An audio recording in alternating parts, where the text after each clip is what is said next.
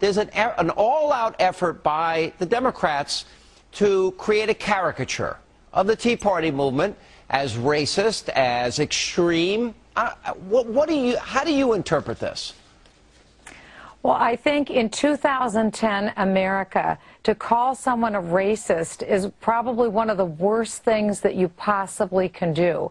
So either they need to have some very strong proof of racial motivation, or this is an irresponsible insult that's actually slander. So I think it's beyond calling wolf now on this issue. Either you have proof or you don't. I was there, Sean, in Washington, D.C. 30,000 freedom-loving patriots showed up because they didn't like the health care bill. There were doctors there were internists, anesthesiologists, surgeons, business owners, judges, 75-year-old apolitical women that were there. These people weren't there for any form of racial motivation. They just don't happen to like redistribution of wealth.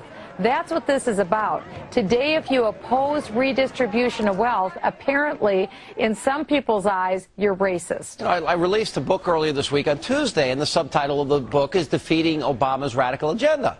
So a reporter is interviewing me, asking me, well, are you inciting violence somehow against Democratic officials? And I'm thinking, no, I'm saying at the ballot box that we want to defeat the president's agenda. Now, interestingly, the media didn't seem all that interested in Bill Ayers and Bernardine Dorn. What do you think is that? There's a strategy here. You see, I think they want to go after Fox News. I think they want to go after Rush and Talk Radio and Sean Hannity and Michele Bachmann, anybody that opposes them. I think this is an orchestrated effort. Do you? Well, remember, President Obama brought his campaign manager back into the White House to sell this health care deal.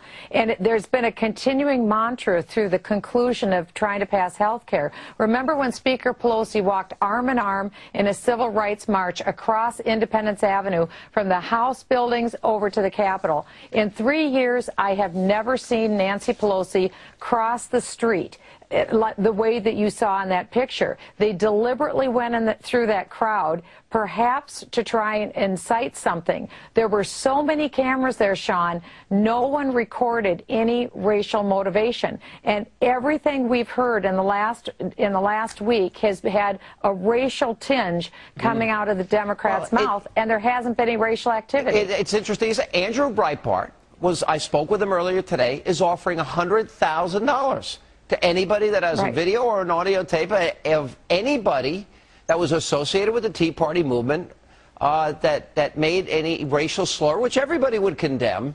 But they're saying this without any video evidence, audio evidence, or any proof here. And as you said, you think this was deliberately done by the Democrats, to create this image, to distract the American people from what the real debate is? What do you think their strategy is on this?